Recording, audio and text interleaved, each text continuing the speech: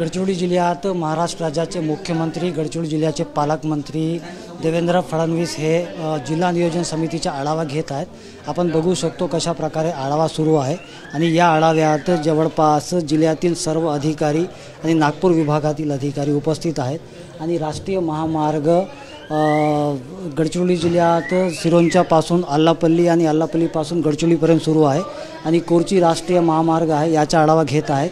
गडचिरोली जिल्ह्यात रानटी हत्ती आणि जंगली रानटी हत्ती आणि वाघाची दहशत आहे, त्या संदर्भात आढावा घेणार आहेत आणि गडचिरोली जिल्ह्यात विकास कामांना वेग देण्यासाठी मुख्यमंत्री नेहमीच वेगवेगळे योजना गडचिरोली जिल्ह्यात लागू करीत असतात।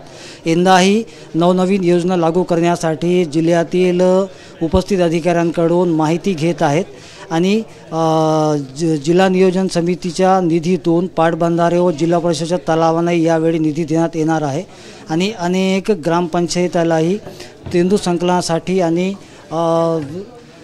जे ग्रामपंचायत आहेत यांच्या विकासासाठी हे निधी देण्यात येणार आहे आणि एक चांगला नियोजन यावेळी मुख्यमंत्री देवेंद्र फडणवीस हे करीत आहेत आणि मुख्यमंत्री देवेंद्र फडणवीस हे सध्या जिल्हाधिकारी कार्यालयात आढावा बैठक घेत आहेत। कॅमेरामॅन सचिन सयामसह मी MD इरफान, TV9 गडचिरोली।